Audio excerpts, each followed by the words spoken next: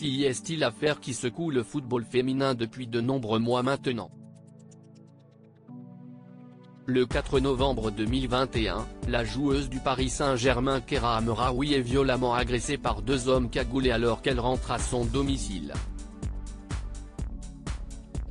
L'enquête s'intéresse dans un premier temps à sa coéquipière en club Aminata Diallo, avant qu'elle ne soit relâchée.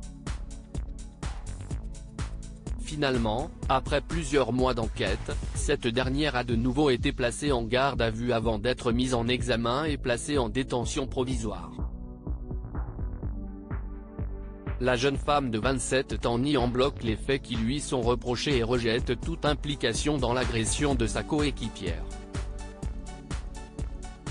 De nombreuses informations liées à l'enquête sont sorties dans la presse, mais aucune preuve matérielle de l'implication d'Aminata Diallo ne semble établir un lien entre la footballeuse et les autres hommes arrêtés et dont certains ont reconnu avoir participé à l'agression de Keira Amraoui. Le 21 septembre dernier, la suspecte mise en examen vendredi dernier pour violence aggravée et association de malfaiteurs a été remise en liberté et placée sous contrôle judiciaire. La remise en liberté maintenue avec un contrôle judiciaire durci aujourd'hui, Aminata Diallo a été convoquée par la chambre de l'instruction de la cour d'appel de Versailles afin de savoir si elle restait en liberté ou si au contraire elle était placée de nouveau en détention et la décision de la cour d'appel vient d'être rendue.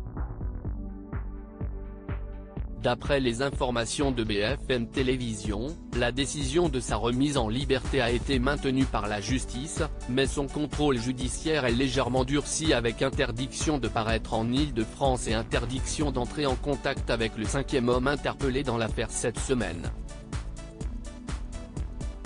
Il est également imposé à la joueuse de résider chez son père à Grenoble, où il va devoir pointer de manière hebdomadaire au commissariat. De plus, elle a interdiction d'entrer en contact avec les joueuses et le club du PSG.